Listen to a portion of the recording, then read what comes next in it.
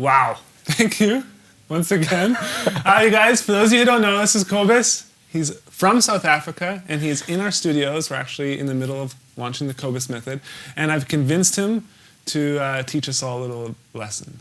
Now, this is something, the other day I came downstairs, you were upstairs, and I was practicing. Kobus was like, who's playing drums? Didn't actually think it was me. No. I was trying to play this so over badly. and over again. No, it wasn't bad. It was just like over and over again. But I've never experimented a lot with it. But after, you then sat down beside me and showed me some stuff. I'm like, okay, we have to teach this. And so this is the Herta. So do you mind just talking a little bit about it? Well, I listened to a ton of Blink-182 when I started playing, and I heard Travis Barker use this pattern a lot, and he used certain variations of the pattern, and back then I just played by ear, so I heard this thing and I was wondering what the flip that was, and I just tried to replicate the sound, and by some or another miracle I could replicate the sound. I could kind of get it to sound the same behind my kit, so I just started using it obsessively, and I just love the way that it sounds. I started using it all around the kit between fills that include the toms and the cymbals, and I just kind of started splitting it up in any which way that I could. So I love the Herta. If anybody who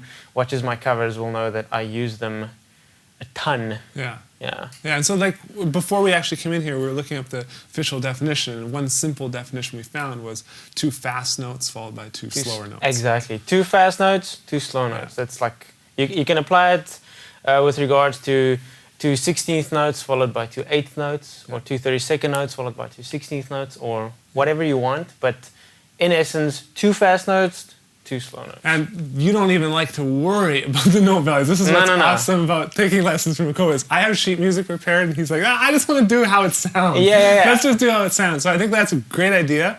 It's a different approach than we're used to, but I think it's like brilliant. Yeah. So just listen and then tap along. I think you guys are going to absolutely love it. Yeah, it's one of those patterns that exactly what you said. You hear it, and you hear the sound, and then you sit behind the kit, and then you replicate the sound. Yeah. Yeah. So it's just listen to the way that it sounds and the way that it feels, and then we'll get into the technical mumbo jumbo. But just just listen to the way that it sounds and see if you can't snap it right away. Yeah. So do you mind just playing it on the snare drum for them, like just the basic Herta? For sure. And then we can kind of take it from there. Okay.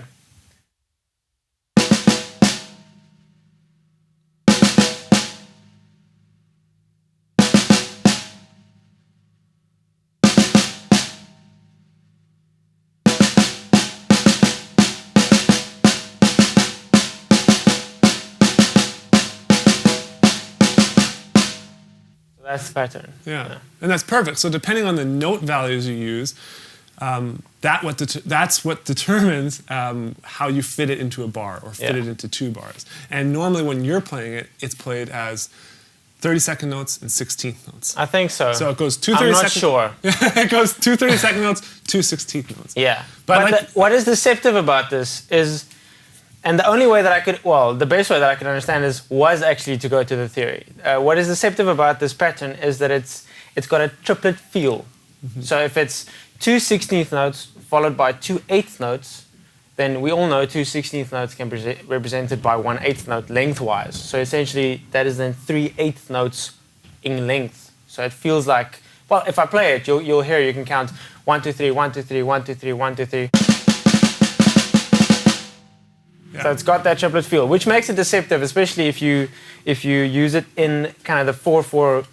If you squeeze it into that feel, then it starts getting a little funky, but it gives it a really cool vibe because it's based kind of on the triplet feel. Yeah, cool. So then from there, what I saw you do in the drum duet we did, and in a lot of your other playing, is you started taking this and moving around the kit. And one way you started moving around the kit was what I call sweeping. I don't know what you call it, but it's like you had this crazy pattern on. First, it was just the high tom to snare, snare to low tom to this, and so it was kind of like you were just cleaning your drum set. Yeah, yeah, exactly.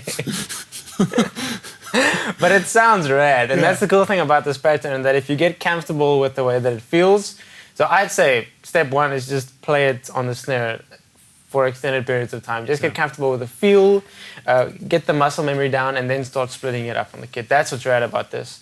If you do something as simple as just placing the first note on a crash, still keeping the other 3 on the snare, then that's where the sweeping comes from. And then you move the first note to the tom, snare with the second note on the floor tom, but just splitting up the pattern. Mainly the right hand. Mainly the right hand. Actually, the left hand staying on the snare the whole time. So that's a nice simple version. But this is just the first step. Like if you get comfortable with it, you can split it up in a bajillion ways. But what Jared is talking about, the sweeps, is just the same pattern applied to small tom, floor tom, and the snare, with the left hand staying on the snare the whole time.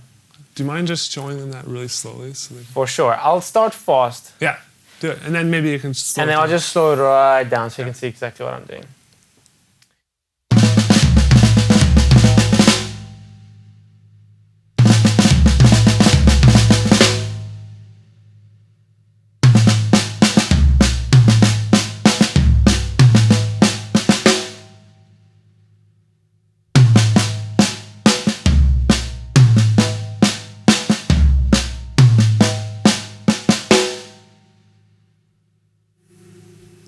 That's slowed down. Very cool. So now do you mind playing it with a groove and then just using it as a fill? Yeah. Because that works out to a 1-bar pattern. He ends with 2 quick 30-second notes. Yeah. But what I said earlier, what makes this deceptive is the fact that it's a triplet pattern. So you need to stay aware of that. The fact that it doesn't fit into kind of the 4/4 grid super comfortably. You have to kind of be a little bit creative to make it fit nicely. So you'll hear what I do to kind of finish it off in a nice way. I just add the 2 30-second notes at the very end. But just concentrate on the way that it sounds and the way that it feels. Don't think about the notes too much. Yeah. So this is the Herta pattern, the exact same thing that I played now, inside a 4/4 groove.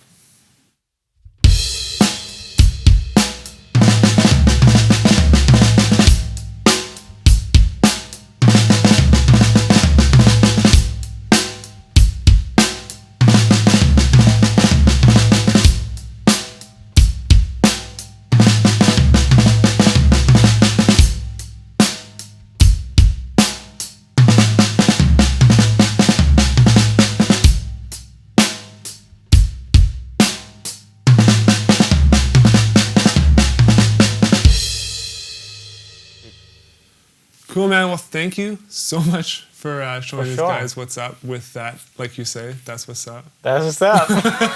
And do you mind, just as we kind of fade out the video, just playing around with it and moving it around the cymbals on your stack, on your bell, like you always do? Not at all. I'll see what I can come up with.